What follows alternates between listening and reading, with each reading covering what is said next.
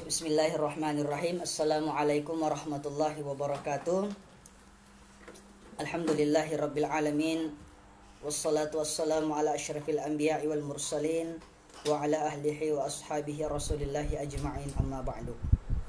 Hadirin dimanapun kita berada, mari kita bersama-sama bersyukur kepada Allah subhanahu wa ta'ala, karena dengan nikmatnya lah kita bersama-sama hadir untuk melaksanakan aktivitas kita. Dan ya, pada kesempatan kali ini insyaallah kita akan bersama-sama sedikit mengkaji dan membahas mengenai fitrah. Saya beberapa waktu yang lalu sempat berkomunikasi dengan pengurus sanad tafsir hadis khusus Makassar dan diminta untuk sedikit meluangkan waktu untuk berbagi dan silaturahmi di dunia virtual di suasana pandemi kita sekarang ini. Ya, hadirin yang berbahagia, tema yang saya tawarkan adalah kembali ke fitrah. Ya, tentunya tema tersebut menjadi sebuah hal yang orang semua nanti-nantikan ketika memasuki bulan suci Ramadan, apalagi ketika kita sudah melewati bulan suci Ramadan. Ya, maksudnya apa? Kita akan menuju 1 Syawal dan harapan semua umat Islam secara khusus bahwa bagaimana agar kita kembali kepada fitrah. Ya, apa sih sebenarnya yang dimaksud dengan fitrah itu? Ya, jadi kalau kita lihat di beberapa kamus, khususnya di dalam kamus Lisanul Arab, maka ditemukan bahwa fitrah itu bisa diartikan dengan dua hal, ya, al-insyikak atau al-inkisar dengan al-khilqah atau al-ibda. Dua hal tersebut merupakan sesuatu yang menjadi dasar dari kata fitrah ini, yakni artinya adalah pecah atau belah, kemudian penciptaan atau al-ibda, permulaan. Tentunya kita sudah sering mendengarkan bahwa kullu mauludin yuladu alal fitrah. Ya, jadi setiap yang diciptakan itu adalah suci atau ya kepada fitrahnya. Jadi secara penciptaan saja sebagai umat manusia kita sudah suci. Namun kenapa ada yang tidak suci, atau ada mungkin yang kotor, ada yang menjadi pendosa, atau bahkan ada yang fitrahnya ini keluar dari agama yang diinginkan, yakni agama Islam, itu karena berbagai cobaan hidup yang berlaku dan mereka terpengaruh dengan kondisi sosialnya. Hadirin para pemirsa dimanapun kita berada, terkhusus seluruh anggota sanad yang kami cintai dan juga pemirsa yang berbahagia. Ya, kembali kepada fitrah. Ya, jadi tadi fitrah itu kita sudah starting point pada definisinya, yakni pecah atau belah. Ada juga yang mengatakan al-khilqah. Ada juga yang mengatakan bahwa fitrah itu adalah di mana mulanya kita berpuasa, kemudian ketika kita berbuka maka kita futur, ya. Maka kita di situ selesai puasa kita, maka kita kembali dalam kondisi sebelumnya kita tidak makan, akhirnya kembali kita bisa makan sesuai dengan rutinitas kita sebagai makhluk. Lalu ada juga yang mengatakan bahwa fitrah itu adalah bertumbuh.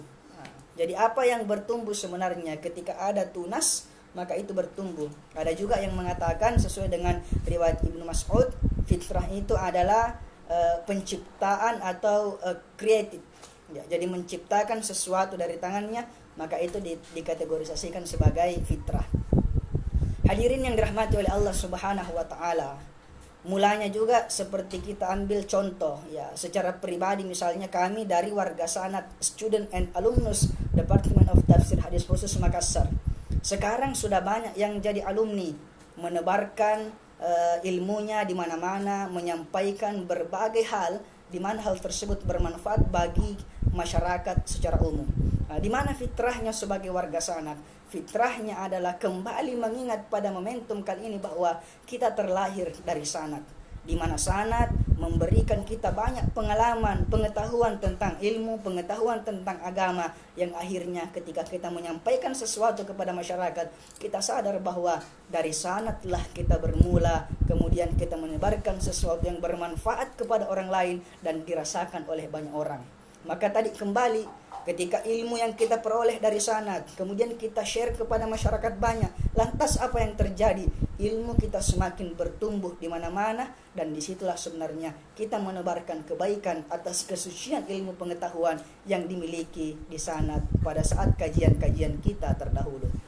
Hadirin yang dirahmati oleh Allah Subhanahu wa taala, kullu mauludin yuladu 'alal fitrah. Kalimat itu tentunya sudah menjadi sebuah intisari peringatan kepada kita semua, terkhusus di momentum bulan suci Ramadan ini, bagaimana kita kembali menjadi pribadi yang suci, menjadi pribadi yang bersih. Kenapa kita perlu menjadi pribadi yang suci, perlu menjadi pribadi yang bersih? Karena bisa saja ada kata-kata yang terucap yang kita tidak sengaja, lalu itu membuat telinga yang mendengarnya itu memerah, ataukah mungkin membuat hatinya tersinggung.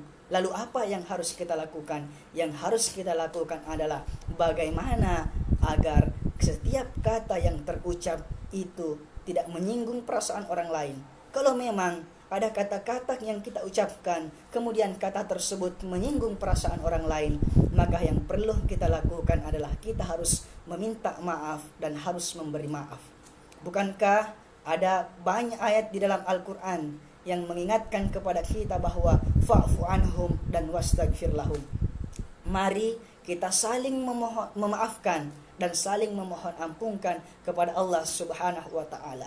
Sebagai pengurus lembaga misalnya, atau sebagai anggota organisasi, pernah tidak kita merasa bahwa kadang kita rentang antara yang satu dengan yang lain?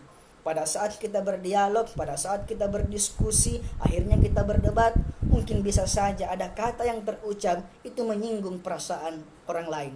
Dan ketika perasaan menyinggung orang lain itu bisa saja berbalas antara singgungan dan singgungan perasaan kepada orang lain. Dari itu, hadirin yang berbahagia, di momentum yang luar biasa ini, izinkan kepada kami bahwa bagaimana kita fa'fu anhum dan wastaghfir lahum. Kalau kita sudah menjadi fa'fu anhum dan wastaghfir lahum, yakin dan percaya berkah Allah di bulan suci Ramadan ini akan senantiasa hinggap di dalam hati kita masing-masing. Kalau perasaan kebaikan itu sudah menggerogoti hati kita, maka insya Allah akan baiklah fikiran kita. Kalau fikiran kita sudah baik, maka insya Allah akan baiklah tutur kata kita. Kalau tutur kita sudah baik, insya Allah akan baiklah tingkah laku kita. Kalau kebaikan dan kebaikan senantiasa yang kita lakukan, maka secara otomatis akan baiklah kebiasaan-kebiasaan kita. Kalau kebiasaan-kebiasaan kita sudah baik, maka yakin dan percaya karakter kita akan menjadi baik. Muncul sebagai karakter yang pemaaf dan muncul sebagai karakter yang meminta maaf. Kalau itu sudah kita biasakan, itu sudah menjadi karakter kita, maka insya Allah takdir kita akan menjadi baik. Menjelang pertengahan sampai pada akhir bulan suci Ramadan ini, hadirin yang berbahagia, mari kita menikmati bonus yang diberikan Allah kepada kita. Apa bonus itu? Bonus untuk segera fa'fu anhum dan wastaghfir lahum. Banyak-banyaklah memberi maaf dan banyak-banyaklah memohon ampunkan kepada Allah atas kesalahan yang dilakukan oleh orang lain. Hadirin yang dirahmati oleh Allah Subhanahu wa taala, di akhir dari kultum ini saya mengajak diri pribadi dan hadirin sekalian, janganlah kita terlalu egois, selalu ingin menunjukkan diri kita sendiri tanpa ingin membuat orang lain bahagia dan membuat orang lain sukses. Andre Gurutta, Dr. Abdul Ghaffar MTHI, guru kami di Student and Alumnus Department of Tafsir Hadis Khusus Makassar, pernah menasihatkan kepada kami semua bahwa orang sukses adalah orang yang membuat orang lain sukses. Ini seiring yang disampaikan oleh Gurutta di dalam kelas kami dahulu, Dr. Haji Aan Farhani LCM AG. Jika kita ingin sukses, maka sukseskan diri kita dan sukseskan orang lain. Tapi kalau kita ingin menjadi pribadi yang egois, hanya sukses saja dirinya sendiri, tapi dia tidak ingin membuat orang lain sukses. Kesuksesan itu ditata secara bersama-sama. Maka kalau sifat dan prasangka serta tingkah laku sukses itu kita lakukan, maka yakin dan percaya kita akan kembali kepada fitrah. Yang manakah fitrah yang dimaksud? Bertumbuh dan kita sama-sama membuat orang lain bertumbuh bahu-membahu, dukung-mendukung, dan berkolaborasi pada setiap hal-hal positif yang dimiliki. Kalau kita tidak mampu membuat orang lain bahagia, janganlah kita membuat orang lain bersedih.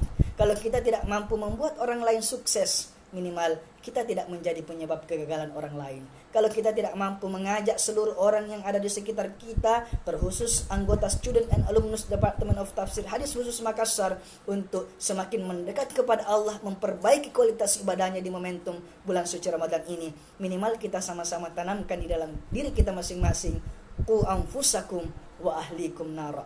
Jagalah dirimu dan keluargamu dari api neraka. Itulah yang sempat kami sampaikan, hadirin yang berbahagia dimanapun kita berada. Mohon maaf atas segala khilaf dan dosa, minal aidin wal faizin, mohon maaf lahir dan batin. Mari kita menjadi pribadi pemaaf, mari kita menjadi pribadi yang membuka pintu maaf, dan marilah kita menjadi pribadi yang memohon ampunkan kepada Allah atas kesalahan yang dilakukan, agar kita terlahir menjadi intelektual organik, agar kita terlahir menjadi intelektual yang secara aslinya dia adalah suci dan dia adalah fitrah. Dari situlah kita bersama-sama kembali kepada fitrah. Wallahul hadi ila sabili rasyad. Assalamualaikum warahmatullahi wabarakatuh. Terima kasih. Terima kasih semua yang sudah like. Terima kasih yang sudah memberikan komentar ya. Sampai jumpa di pertemuan-pertemuan selanjutnya. Terima kasih para pengurus sanad angkatan 2020. Assalamualaikum warahmatullahi wabarakatuh.